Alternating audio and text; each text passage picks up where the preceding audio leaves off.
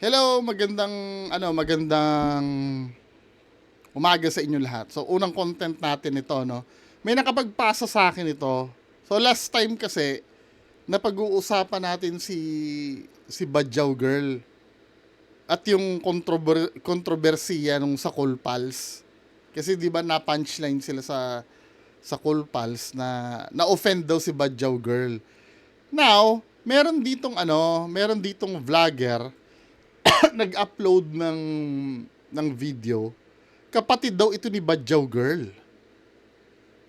Nanglilimos daw. Parang nga mali yata nun, men. Si Badyaw Girl, di ba, dikotse na yon. At hindi man lang nagawang kahit hindi naman sinabing hindi naman sabing hindi naman sinabi na buhayin mo, pero hindi mo ba matulungan man lang ng konti na hindi na gawin yung ganyan? Parang ang mali naman ito.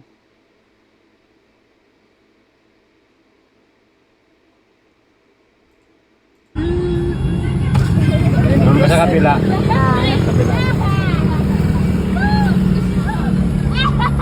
Kaya naiintindihan ko, no, may sariling pamilya na yata si Badyaw Girl eh. Pero wala lang, no, parang ang mali lang itong tingnan. Tayo lang dalawa.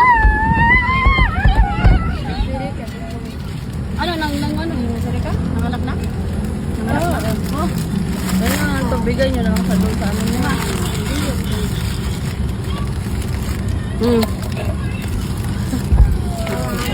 Angelica. Kumusta naman? Ay, sa paggawa. Kumusta na? Hindi para nagparamdam siya. Wala. Hindi ka katawa? May load man yun. Nag-post ka ito yung anak. Kita niyo yung post niya sa anak niya. Malaki na, no? Cute. Paano nakita yung post daw? Ang tinutukoy ba yung post ni Badyaw Girl kung nakita nila? Ibig sabihin may pang Facebook tong mga to? Sabi nakita daw yung post. So may tapos namamali mo sila? Bakit hindi matulong ni Badyaw Girl? Kapatid niya to, first degree na kamag-anak to eh. Tama ba ako? Talagang mo to eh, nakasama mo to sa sinapupunan ng, ay hindi naman kambal yun eh. Yung nakasama, yung pinanggalingan nito, pinanggalingan mo din eh. Hindi mo alam Ako kahit na sabihin mong galit ako sa kapatid ko, if ever man na may mangyaring ganyan, hindi ko naman hahayaan na ganyan ang kapatid ko.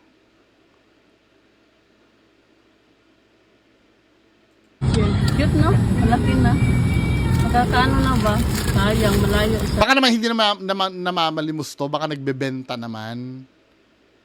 Hindi, Kada Sabado at saka Linggo lang kayo naglilimos. Ay, naglilimos pala. Binabawi ko pa eh. Naglilimos nga pa. Ay, naku, Diyos ko. Kasi naabangan namin kayo Lunes. Wala pala kayo.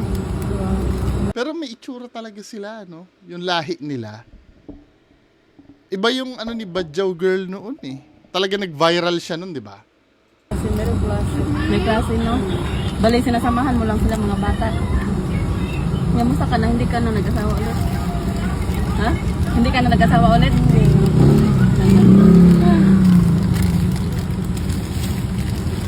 Ang kuya mo pa rin ng nangingisda? Yung nakatay mo, hindi pa nakauwi. Andito na naman sila, Angelica. Kada Sabado at saka Linggo sila nagdilimos. Kasama mo yung ate mo? Wala. Yung nanay niya, no? Pamangkin mo. Ang init-init. Init na daw ga. Ha? Bawi na kayo. Oo, bawi na kami. Kami na lang. Wala na kaming kasama sa bahay. Siyete. Umuwi na sa kanila yung mga dalaga. Chumichismis na lang ako eh. Para may ma-cold reading ako. Umuwi sa kanila sa Solo. Si Yasi. Graduate naman sila. Bumisita sila sa tatay nila, sa nanay nila. Sa puntod ng tatay nila. Kasi sabi nila dati, hindi daw sila uuwi hanggat hindi sila makagraduate. Makagraduate na sila, bisita na sila. Malaki na anak mo na. Nag-birthday na? Wala pa. Pinagwan na siya. Labi naman. Hindi nagpaparamdam tatay? Wala. Saan niya? Saan niya? Sa bahay. Tulog Kasi na pala. mahiya siya. Ha? Mahiya siya mga limos? Ganun. Anong trabaho ni Sonia? Sa bahay lang. Okay lang.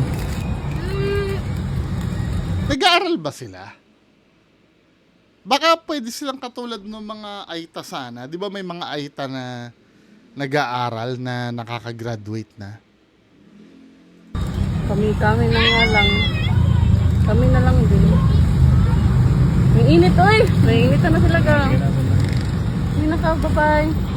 Pakain mo na yung mga Bye-bye. Ingat ka at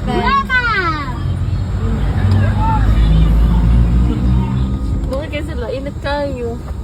Ngayon mo si Angelica. Kira ka degree ka ron? Pwede to ata? Pwede to? Init kayo? Hindi ko alam kung ano yung setup ng buhay nila, ano.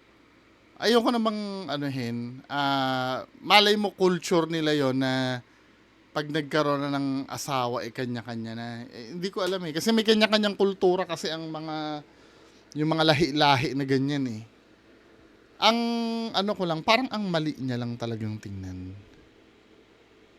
No? Hindi ko naman pwede sabihin na sobrang yaman ni Badyaw Girl ngayon. Malay mo may pinagdadaanan din yung tinan natin ha. Si Badyaw Girl. Pero wala na siya sa level ng pamamalimos eh. Badyaw Girl. Parang ang mali niya lang talagang tingnan. Ito 1.7 million yung followers niya sa sa Facebook.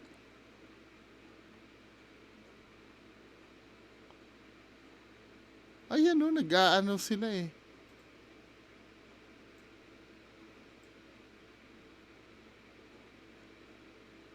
Hindi ba kaya niyang tulungan yung kapatid niya na hindi na mamalimos?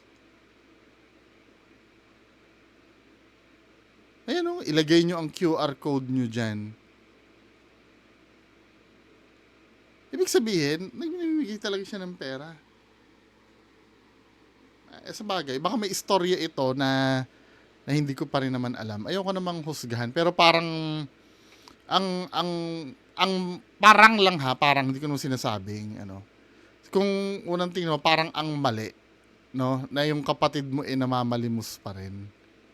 Sabi niya ganun dito, discrimination. Hindi kami perpekto. May mga mali din kaming nagawa, pero mali din naman na maliitin at husgahan nyo kami. Ngayon, babawi ka. 'Di ba? Dapat kasi, katulad ng sinabi ko kahapon, may mga bagay kasi na nilet it go mo na lang sana. Diba? Kung ma-offend ka man, hindi rin naman makokontrol yung damdamin mo eh. Pero yung pag-post mo ng lalo na kung ang followers mo ay 1.7 2.1 million ang followers mo. Yung boses mo kasi may power na yan eh. Hindi mo naman kami katulad na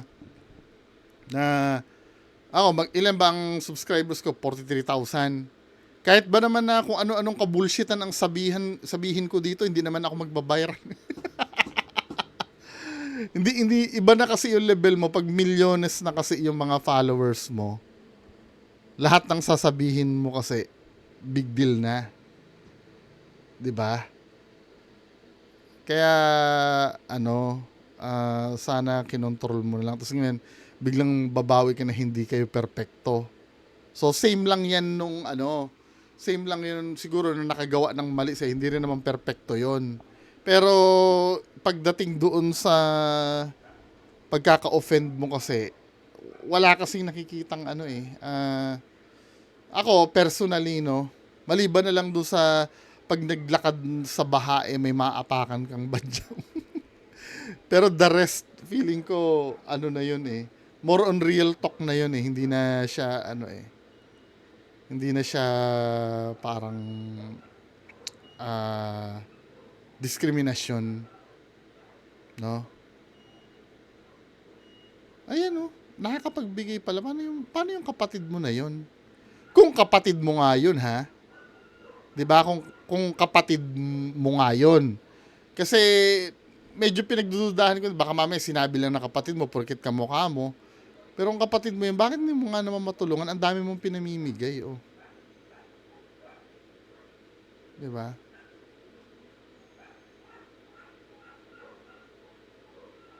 Yun lang naman. Pero again, sinasabi ko, baka naman may culture sila talaga na tungkol sa pamilya na pagka, alam mo yun, pagka naghiwalay sila, kanya-kanya na, well, hindi natin alam who knows kung ano man yung, nun. Ano pa ba yung pag-uusapan natin dito? Ito si Queenie Pacquiao. Ito naman ang pag-uusapan natin. Queenie Pacquiao. Mag-aaral na siya sa Chicago. Di ka mala nag-Cambridge or MIT? Nagba-viral to ngayon eh. Ang anak ng boxing legend na si Manny Pacquiao, na si Queenie Pacquiao, na kamakailan ay pinuri dahil sa pagiging simple at hilig sa ukay-ukay, ay inaasahang gagastos ng tinatayang 3.49 million kada taon sa tuition sa universidad. Maliit lang 'yan. Sa sa US siya mag-aaral, 'di ba? Sa Chicago. Chicago. Sa Chicago siya mag-aaral eh. Maliit lang 'yan doon. Bakit? Puta. Anak ka ng bilyonaryo, ba't di magi-invest sa magandang education, no? Itong mga tono, yung mga anak ni Manny Pacquiao, nagiging maganda sila dahil, hindi, maganda naman, 'di ba? Pero syempre hindi naman level ng supermodel, pero nagiging lutang ang beauty nila dun sa pagiging humble, no?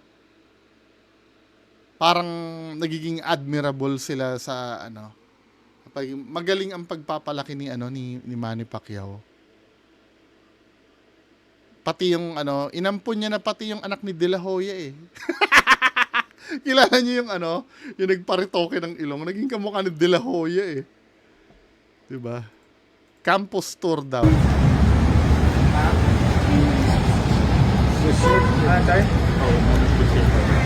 Siya yung pressure niya Manny Pacquiao's daughter.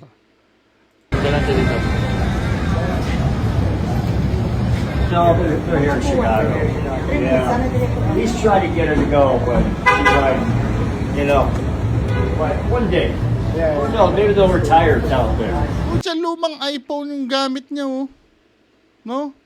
Hindi yung bago.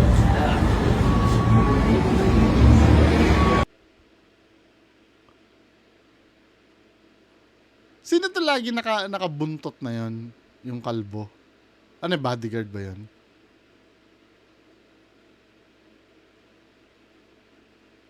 Tama yan, para pagdating ng araw, syempre hindi na mahabang buhay makakapag-generate ng pera si Manny Pacquiao eh.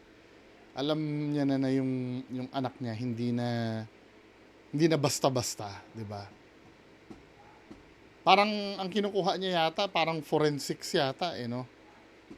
Mukhang feeling ko magdodoktor to si Queenie. Pre-med siguro itong anuhin niya.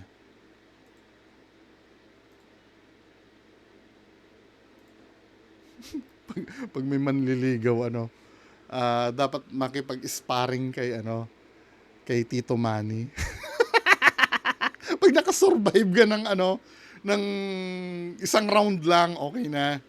Pwede ka na umakyat ng ligaw. Anyway, yan lang muna ang pag-uusapan natin ngayong umaga. Proceed tayo mamayang hapon, 2:00 na, may iba pa tayong mga pag-uusapan. So yan lang po muna, magandang umaga sa inyong lahat. Bye-bye.